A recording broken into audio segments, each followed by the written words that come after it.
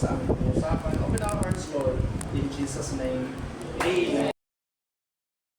What's up mga kapatid? Sa buhay ng social media, it's me again. And also for today's video, it's Friday and this is the last day. Bago nga po natin simulan itong araw ay kailangan muna natin ayusin ang ating sarili para tayo po yung maging masaya lang for today's video. At maging kaakit-akit for today. Bilang nagdadalaga na tayo at nagbibinat, kailangan natin po talagang ayusin ang ating sarili. At talagang okay na din nga ito aking sarili, kaya okay na to. Tara, gura na to at nagpaalam na nga ako sa aking ate. Nalalakad na nga po ako. Alam nyo bang inabot ako ng 2 oras sa aking pag-aayos for today's video dahil nga po ganun talaga yung aking nakasanayan. Masanayan na kayo dahil araw-araw nyo na akong makikita.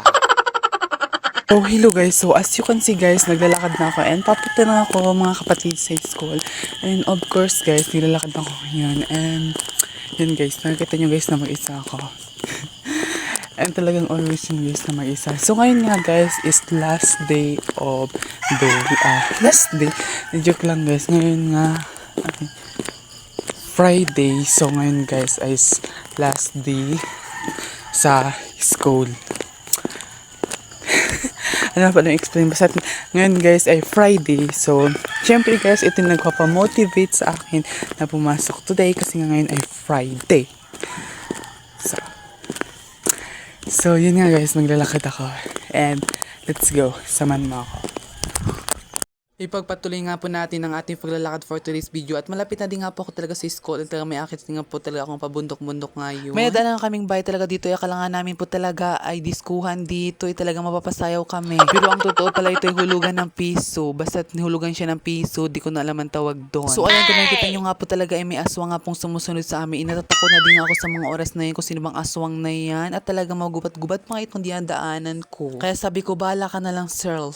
At ikaw nang balas sa akin. Makalipas nga ang 10 minuto na aming paglalakad, narito na din nga po kami sa gate ng aming school. At talagang binungad po kami ng vision and mission and core values ng ating bansa. Ipagpapasok nga kami dito sa gate ay talagang check pa nga po talaga ni guard yung aming ID and kung naka-complete uniform ba kami for today's video. Bilisan nga na naman po ang ating mga buhay sa buhay ng social media at andito na nga din po kami sa 4th floor at hindi ko na po pinakita ang aking pag-aakyat. Hindi talaga nakikita nyo nga po talaga na meron nga akong videographer for today's video dahil nga po kasama ko nga po ang aking kalapit bahay. Nadadaanan ko nga siya dito papunta sa school kaya nga sabi ko sabay na lang kami talagang may mag-video sa akin for today. In talagang aking paglalakad ay alam mo talaga ay nasa GMA gala ako.